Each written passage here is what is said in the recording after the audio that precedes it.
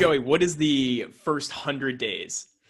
So the first 100 days, I want to be clear, is this time period where we've got to make a great impression. Now, depending on your business, what happens in those first 100 days can be different. If you're in a long-term consulting engagement, the first 100 days might be just the ramping up and getting things going.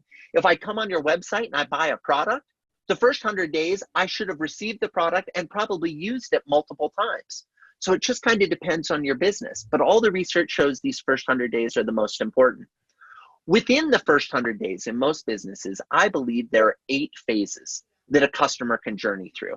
And with your permission, Chris, I'll do a quick overview of all 8, and I then we would can love dive that. in Yeah, wherever you that'd be like. great. Okay, so all 8 phases start with the letter A. And part of the thinking behind that is so that you think if we do all of these right, our customers are giving us straight A's, we're scoring well, we're doing a good job, all right?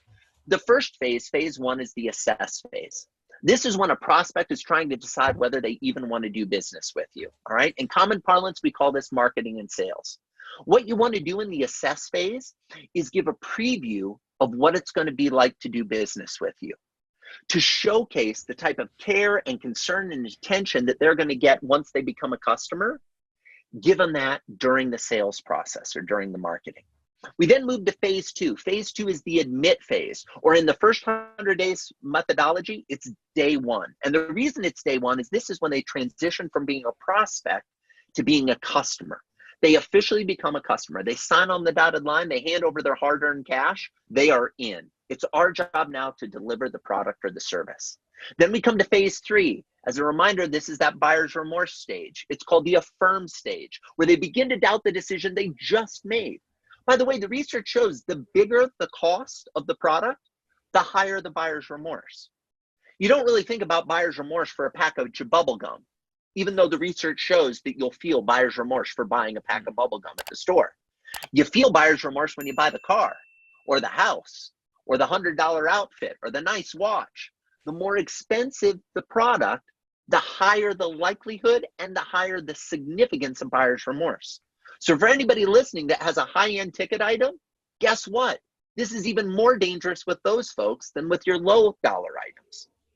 We then move to phase 4, the activate phase, okay? In the activate phase, we have the first real moment of truth. It's when they get the product and they start to use it for the first time. They come for the kickoff meeting where you're going to kind of lay out and get things going with the project. In the activate phase, we want to energize the relationship, right? We want to let them know that doing business with us is going to be unlike any other experience they've ever had in their life. We want to start things off right, okay? And even though we're 4 phases in, the clock is kind of reset to their expectation because as you pointed out earlier, Chris, now they've given you money and they're like, when am I starting to get the ROI on this? That's why it's so important to have a great unboxing experience. It's why it's so important to have that first kickoff meeting feel really special. Even though you've done a dozen kickoff meetings that week, you want that individual customer to feel like it's the most important one you've ever done in your life.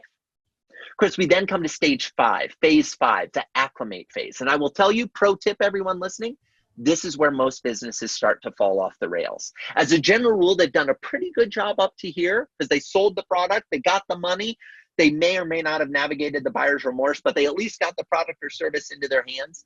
Now we come to the acclimate stage. And in the acclimate stage, what you need to do is help the customer get familiar with your way of doing business. See, you've sold hundreds of products, thousands, you've done hundreds of engagements, maybe thousands of engagements. But for a new customer, this is their first time. They don't know what to expect. They don't know what comes next. And you may say, well, Joey, we wrote about that in the proposal and in the contract. Folks, you sign stuff that you don't read all the time. All the time, all right?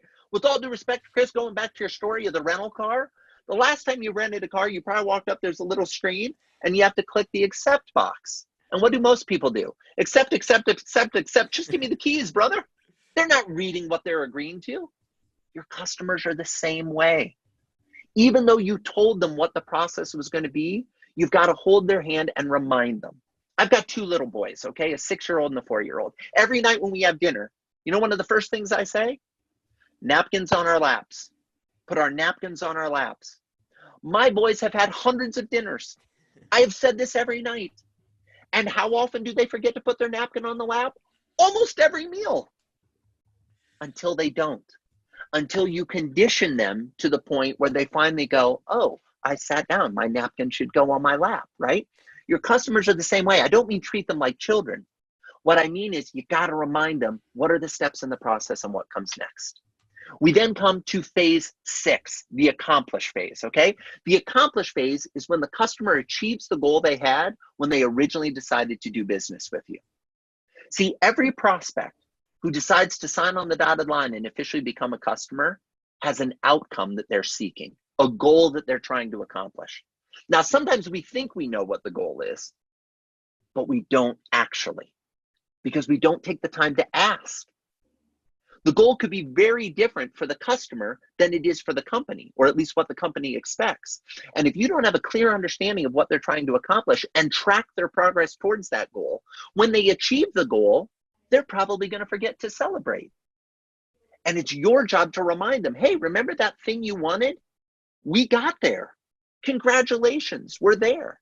You think about a wedding dress analogy, okay? Someone's getting married and they buy a wedding dress. The people who sell wedding dresses think that the goal the bride is trying to accomplish is to wear the wedding dress on the wedding day and get married. No, that's actually not the goal.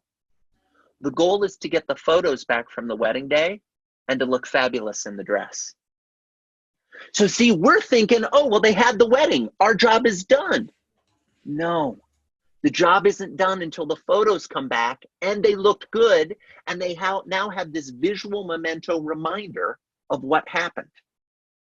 Every business has the opportunity to think really strategically about what is the goal they're actually trying to accomplish and to track it. We then come to phase 7, the adopt phase. This is when the customer becomes loyal to you and only you. They're not looking at any of your competitors. They will buy every product, every service you offer. They are 100% raving fan. And then we move to phase 8, the holy grail, what everybody's trying to get to, but few customers will ever reach, the advocate stage, where this raving fan customer is singing your praises far and wide. They are advocating, they are getting referrals, they are driving new business to you. The problem, Chris, is most companies want to jump from that admit stage, day one, to the referral stage as quickly as possible.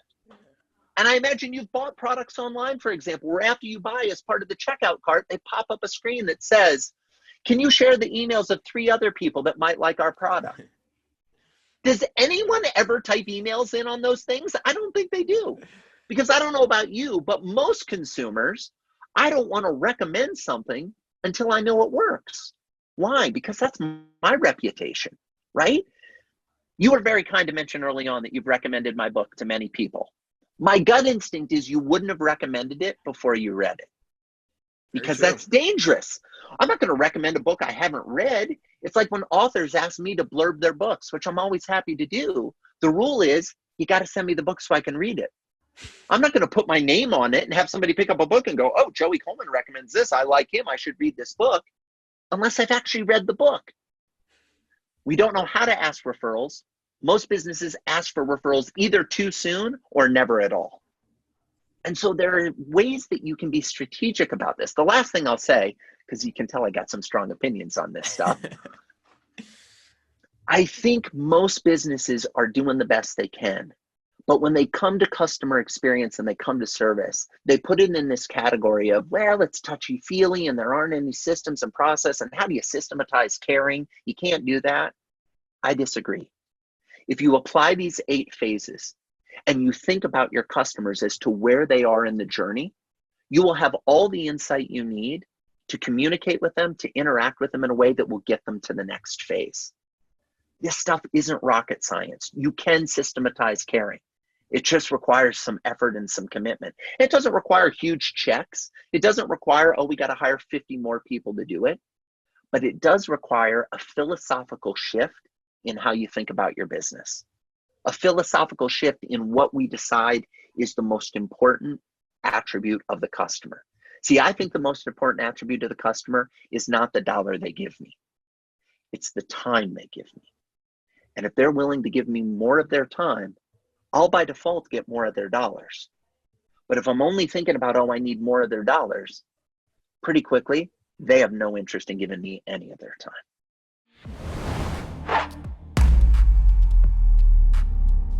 Did you like what you just saw? Well, great, because our YouTube channel is chock full of tips on how to grow your online business and learn from the best in the industry. So make sure you hit that subscribe button so you never miss out. And if you're looking for the absolute best software for entrepreneurs at the lowest possible price, then you should absolutely head over to appsumo.com and subscribe to our email list. Heck, we'll even throw in 10% off your first order just to make it a no-brainer. Now, you're in on one of the best kept secrets in software.